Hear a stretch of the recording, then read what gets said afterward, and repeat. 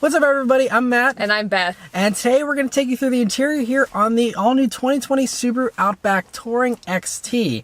And so if you already watched our video on the Legacy we posted, this is going to be very similar because it's almost identical. But the Touring trim does get this brown leather, and that's the main standout feature. And I think it's a really nice shade of brown and really complements the little black parts you have on this interior nicely. Even the floor mats have some brown stitching around here, so that's pretty interesting. Yeah, they make them stand out.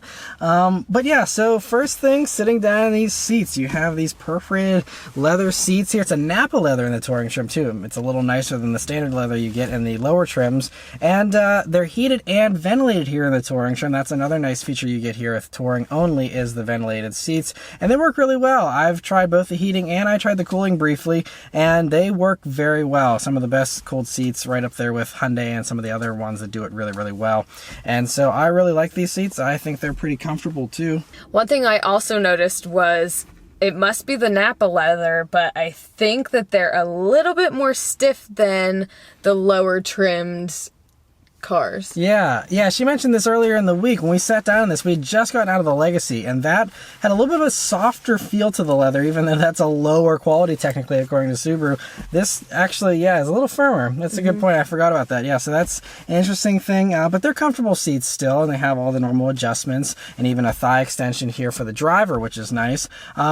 But next is the steering wheel here, which is a great wheel. It has a good 9-3 grip, a little 10-2 notches, and I really like how they have the heated steering wheel control right here on the wheel. That's something you get with limited and higher trims, and I like that. And a decent amount of buttons here on it. You also have paddle shifters here on the back of the wheel.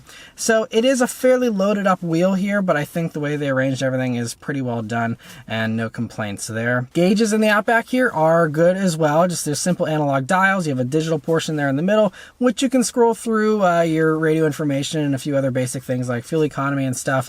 Not too feature packed there, but nice they have a little display at least, and it's nice that it's color. Coming over to the center here, right up top, you'll see this little bar, which is for the driver monitoring system that Subaru has. And so in addition to, it'll first monitor you and make sure you're keeping your eyes on the road and making sure you're not too distracted and stuff. But one of the nicer features of it is that we'll actually be able to scan your face every time you get in the car and adjust all the settings for that individual driver and their profile. So it'll change your seat position, your climate control settings, your radio presets, all those things, the mirrors. It does all that just by scanning your face, which is very futuristic and something that I think many other car companies will probably follow down the road, and just very handy as well. It's worked flawlessly here in my week with it, and so a good thing there. Coming down to this screen though, this is the main thing. I mean, it is a best in class, one of the biggest screens you can get in a car currently. 11.6-inch vertical touchscreen display, and I personally have mixed feelings about it. I like that it's large, and it's nice that, you know, all the buttons are fairly large for it whenever you're controlling everything.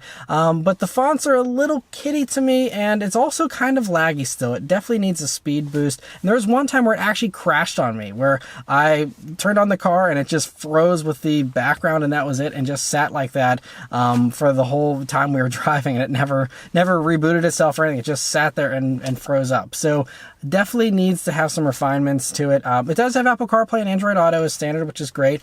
And unfortunately, though, that is only on the upper half here. And because it's a narrow screen because of the vertical orientation, it means that, you know, with Apple CarPlay being a widescreen setup, it's going to be a small display. And so I would say the CarPlay screen is about the equivalent of a 6 or 7-inch display. And so it just means that touching all the little icons for Apple CarPlay is kind of hard, and it's not the best implementation of CarPlay. I think the widescreen setups you see in other competing vehicles are a little bit of a better use of, you know, CarPlay and stuff. But if you want CarPlay, at least you still have it, and so that's good that they've included it.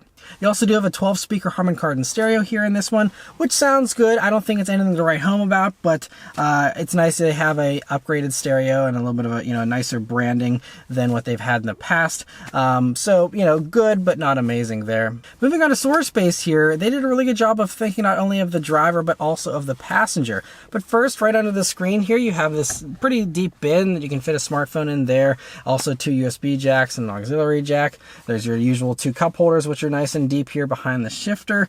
There's a pocket here in the door with a bottle holder. You also have this center armrest, which is really plush and has 2 levels to it. The first one here for more shallow items, and then a deeper portion here where you'll see a power outlet and enough space to fit a sunglass case. It's also really interesting because they do have a CD player for all you people who want to play your old CDs or don't want them on your phone, whatever. Coming over to my side, the passenger side, there's this little pocket here that you can maybe throw in a phone or a map or something small. And there's a little pocket cut out here in the dashboard that you can throw your phone in or something like that. Definitely a lot of interesting space that you could put stuff in over here. Yeah, and it's nice that they, have that stuff, because outside of a few family crossovers, it's almost unheard of to have any kind of pockets and stuff like that over on the passenger side. So it's really good of Subaru to think also of the passenger, not just the driver like most companies do.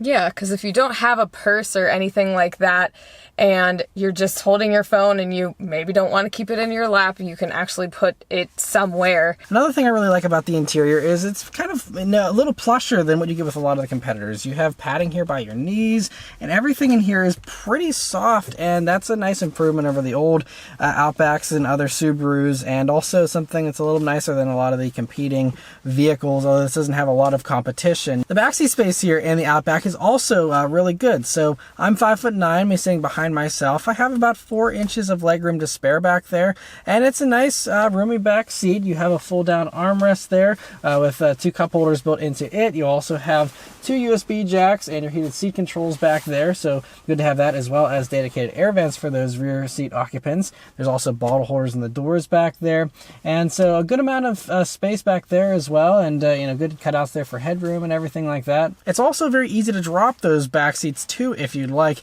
There's little levers there in the cargo area, and you pull that and they drop right down, so it's a lot easier to do it from the cargo area instead of having to come around to the back seat like you used to have to do. But going into that cargo area, that is one area that's a little trickier. So one very cool new thing that Subaru has is that now with the proximity key, you can just go up and just hover like your elbow or something near the Subaru badge there, and it will automatically open up the vehicle. And so instead of waving your foot underneath the car like many of the competitors offer, which sometimes works, sometimes doesn't, this was very reliable and worked every time. The only problem is that it takes a few seconds before it'll actually open up. So, and it's a noticeable delay where it recognizes it and it makes the noise saying it's recognized, but then I'm sitting there like 1, 2, 3, then it opens and starts to open, and it's not super fast either. So the whole process of that automated experience of getting into the back there ends up taking you a solid 10 seconds or so of just standing behind the car before. And so it's nice to have, but personally I would honestly just still prefer to have a normal manual tailgate there and just open and close it myself. But anyway, once you have that hatch opened up there, it is a good amount of space. It's nice and wide, very long. There's not really much storage underneath of it or anything like you see with some SUVs these days, but it's a good amount of space. Obviously you have the wagon shape, so you have a little bit more versatility, but if you still want more height to your cargo area, the Forester is going to give you a lot more there. This is still just more of a wagon type shape, but still a good amount of space back there, and it is slightly larger than the old Outback. If you are going for the touring, the only real differences that you're getting are the fact that you're getting brown leather, the Nappa, and also the cooled seats. So it's not that big of a deal, in my opinion, to go up to this version. Yeah, I mean, it is a very plush interior. All these new Outbacks and Legacies are, a very nice place to be, but it's not that much nicer than the Limited. And I mean, I think maybe like this front view monitor is another little thingy with the touring, and there might be 1 or 2 other options, but as far as daily livability, those are the standout things she mentioned. So not a huge jump up, and so I think most people will be more than happy with a Limited or one of the lower trims, even if you don't care about leather, honestly. And so I do like that they made them all very nice and plush, but it just means that this touring trim, probably isn't quite as good of a value value as some of the lower ones. But considering that, most of the competitors, the few that there are these days, are just, way more expensive with the Audis and the Volvos, and the Buick has been killed off, but that was also a little more expensive. So it's really doesn't have much competition, and so I'm glad that they have this. I'm glad that, Subaru continues to do well with the Outback here.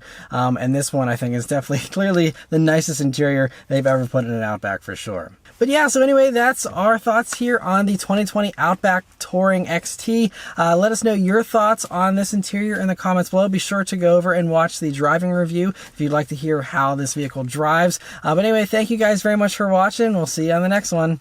Take care. Take care. Subscribe.